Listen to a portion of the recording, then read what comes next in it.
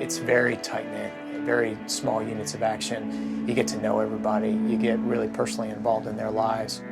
You get to watch guys on and off as you move back and forth just grow tremendously. Once you have the badge on your chest, you're part of a brotherhood, and it's a very, very tight brotherhood. I mean, just that inherent level of trust that you're putting in somebody is the thing that I always wanted to be around.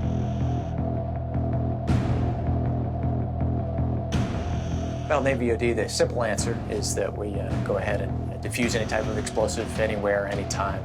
So when you say, well, what do you do for a living? I parachute. Like, okay, parachuting is just a way for me to get to an ordnance prom. Well, what do you do? I'm a diver. Okay, well, that's great, but I dive as a way to get to an ordnance prom, and that's when my job begins. When something bad happens, then you come back and you train to that exact thing.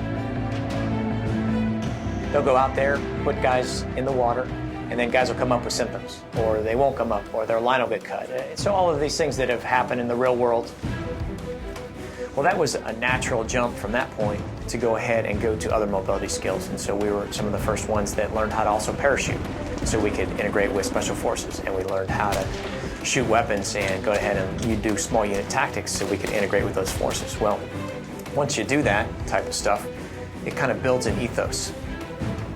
If you're dedicated and you want to get through, you'll stay every night after and do night study. You'll come in on Sunday and study all day. And you have to want it. So it's definitely a team effort, and you have to have that bond with each other, just pull each other through. You want that type of character, somebody that falls off the horse and can come back on. You can't be a guy that's out of shape and isn't good at running or wants to sit in the truck all the time. You got to have a certain mentality to get out there and run and get ahead of guys.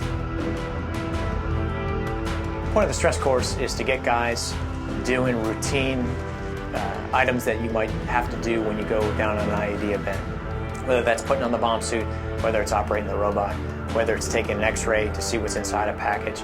Well, we want to go ahead and step that up a little bit because you need to be able to do these skills when you're tired, when you're cold, at night, all of these things. So they get down to the end and they're going through and they're trying to remember, was I supposed to pull this handle? Am I supposed to wait this long? Is it a 30-second or is it a 1-minute wait time?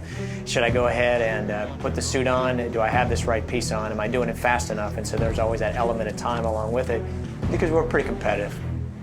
One of the biggest reasons why I keep re-enlisting is camaraderie. So we're getting rigged up. We're running doubles, right? Double doors? It should be quick. Being with these guys, being able to know that they've been through the same training that I have. When put in a situation, they'll be able to handle it and safely execute as the training has provided us. It's that absolute trust and belief in the guys that are around you. And when you have that, it's not hard to jump out of that plane. It's not hard to go and dive because you fully believe that the planning's been done, because no one would ever send one of their brothers or sisters into harm's way without doing the adequate planning and training and making sure that equipment's ready.